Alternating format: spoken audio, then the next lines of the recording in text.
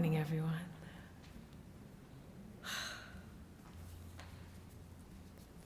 That was glorious.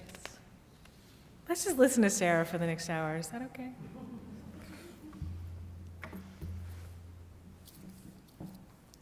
Each week, we affirm our congregational covenant. Love is the spirit of this congregation, and service, its law. It's very funny. I hear it in my head. Service, it's prayer. But service is its law. This is our great covenant, to dwell together in peace, to seek the truth in love, and to help one another. And many of us can probably recite this in our sleep. This is our great covenant, not our sometime covenant or our maybe covenant, or I'll maybe think about it this time or another covenant, our great covenant. Love is the spirit of this congregation. Here it is. Which calls us to something deeper, something more omnipresent in our hearts and minds as we come together as a spiritual community. Covenants are living, breathing ties that bind, calling to mind the Latin root of the word religion is religio, which means to bind. Religion is to bind us together. In most religious traditions of the world is that sense of covenant. Covenants thrive as the lifeblood of the people in relationship to their deity, to their callings, to something greater, to the spirit of life, to the earth, to that which is sacred and gives us meaning and purpose. In the Hebrew scriptures, the great covenant is between God and the people. The God of Abraham and Isaac, the God of Rebekah and Miriam, that God that called the people together and gave Moses the tablets and the Ark of the Covenant. In return, the people are called to keep the commandments, to honor the sacrifices and honor the Sabbath, and to adhere to Jewish life and its religious traditions. That's one form of covenant. In Hinduism, the covenants are between the people and God in the many sacred manifestations of the divine. And that covenant often comes in the form of sacred obligation or duty, as outlined in the 1,000-year-old Vedic scriptures.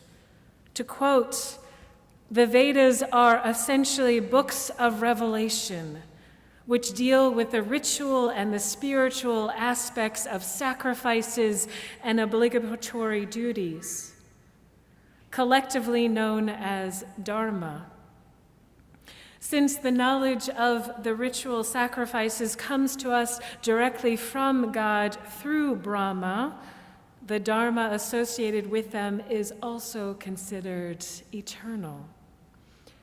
The Vedic sacrifices with them are not mere supplications to achieve personal or worldly ends. There is also a service aspect to them, which makes them part of an obligatory mutual covenant with the gods. Similarly, in the Baha'i faith, there is also a great covenant. And it's related to this idea of progressive revelation. If you heard of progressive revelation before, it means that revelation isn't sealed, that wisdom continues to come to us again and again through teachers and messengers. God sends great teachers, great messengers every 1,000 years to teach and guide the people. Messengers of God have come over time. Moses, Jesus, Muhammad, Zoroaster were all named, by Baha'u'llah, the most recent messenger of God, as previous teachers. In return, It is humanity's obligation, our duty, to recognize these holy messengers and respond to their teachings, to open our hearts with humility to new wisdom. In each of these examples, God provides, and the people in return uphold our end of the bargain, our end of the covenant, through service, through discipleship, through practice, prayer, and worship. Just as we affirm our covenant to dwell together in peace.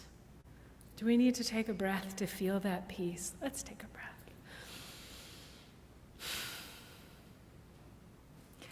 To dwell together in peace.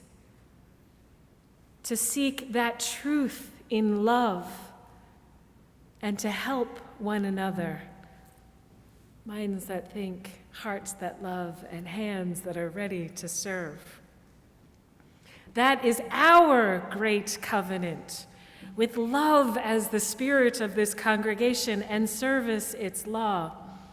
And all are called. There's a reason why we picked that song. All are called. Called to covenant. Called to belonging. You are called, or as I said last week, here is where you are a we. I don't know about you, but that's what gets my heart singing. How about you, Kirk? Come on now, that'll preach. How about you, Sarah? Come on now, can I hear it? Thank you, Marie. That gets my heart soaring. When we offer kindness, check in on one another. The pastoral care team is amazing in this congregation. When we show up for memorial services, I cannot tell you the love that was in this room yesterday. When we show up together to be here in worship and here in worship, hi y'all.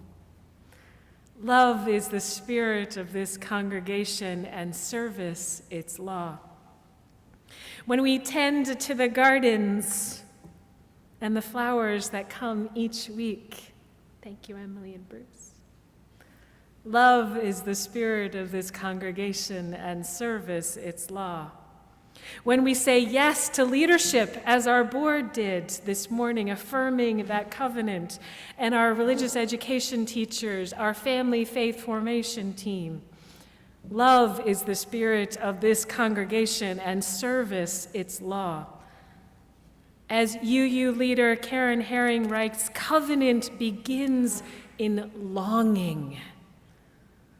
What comes to me when I say that? Covenant begins with longing as my soul thirsts for God. My soul thirsts for meaning and purpose. There where the heart calls up our origins and oldest memories of oneness, of belonging, we find a taproot that grows into covenant if given the right conditions, including our own willingness to acknowledge and oblige it. When we feel that tug, you know that feeling? That tug on your heart, when we feel that tug beckoning us from our individual isolation, those little bubbles of our worlds, into relationship with others, there's the germ of covenant already taken root. Whew. And at times, covenant, this longing towards something greater than ourselves, takes us together outside of these walls, physical and metaphorical, to the outside world, in service of our highest aspirations, to justice, to make peace real and felt in our relationships and the ways of being in the world, to dismantling white supremacy culture through our attentive care to how we show up with each other and pay close attention and allow our hearts to break time and again and be called to service when others fall short. Covenant means, in short, service. Covenant means service in love, with compassion to that which brings us bigger than ourselves, that which is bigger and larger than ourselves, to bring our UU values, look at that, to bring our principles out into the world, like proclaiming them as we have on the walls of our sanctuary. Thank you, Ellie West. For all of the world to behold. And our spiritual theme this month, what's the spiritual theme? Anyone can tell me? Possibility. We are leaning into what is possible. Look what we did a thing twice now, 2 weeks in a row. Who thought that was possible? It's all good. We're good. We're good. We're just flowing with it. We're flowing with it. We are leaning into what possibilities arrive for service today, as you heard throughout the service. And the foundational spiritual principle that through the practice of service, taking those moments, great and small, to be of service, brings us closer to our living out our covenant in our everyday lives. So today I'd like to share about one more opportunity for service, one more urgent and emerging need, which I know is close to so many people's lives and hearts, which is our Afghan refugee kin. As you know, my deployment to Afghanistan back in 2006 as a military chaplain serves much of my heart in this work. And this emergent and great need for us to pick up the mantle after decades of war has brought thousands to our shores. Thousands seeking refuge. Give me your tired, your poor, your huddled masses yearning to be free. I've asked Kalman Rupp to share some of his story as of a political refugee with us this morning. And we're going to share just a brief snippet of his testimony, and we will share pictures and his full testimony in the e-news later this week. So I'll ask everyone to turn their attention to Kalman's video, even though he's sitting right here.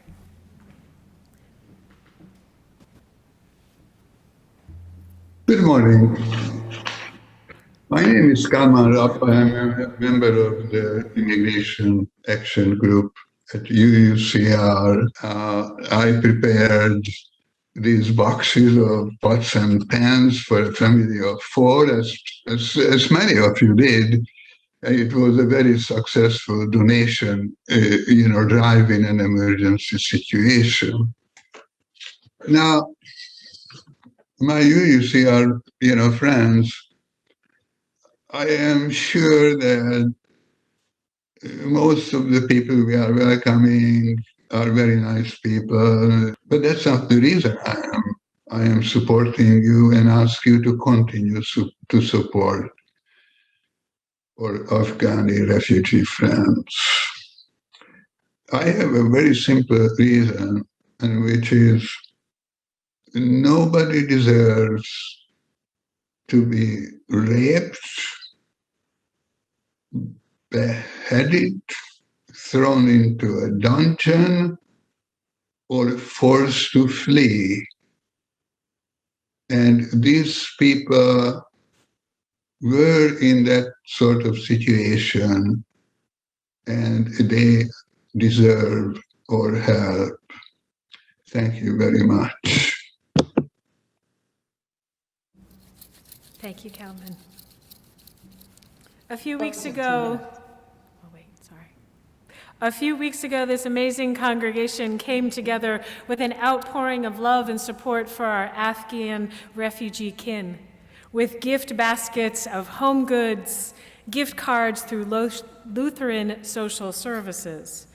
Now the Immigration Action Group and I are asking for just a bit more. To change the life of potentially one Afghan refugee family with a special team sponsored through Lutheran Social Services. If you are interested, please put your name in the chat and someone will get back to you shortly. Or just let us know if you're here today.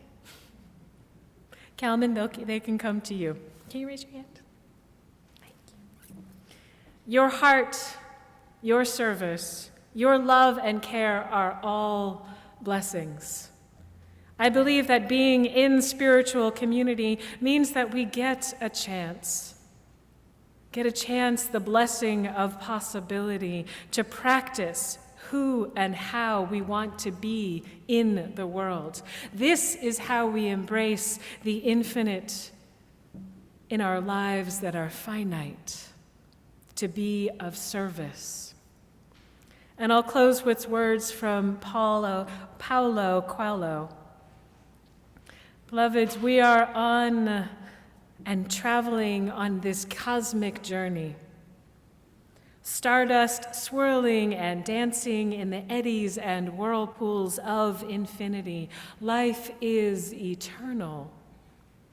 We have stopped for a moment to encounter each other, to meet, to love, to share. This is a precious moment. It is a little parenthesis in eternity. Amen. May it be so, and may our lives preach louder than our lips.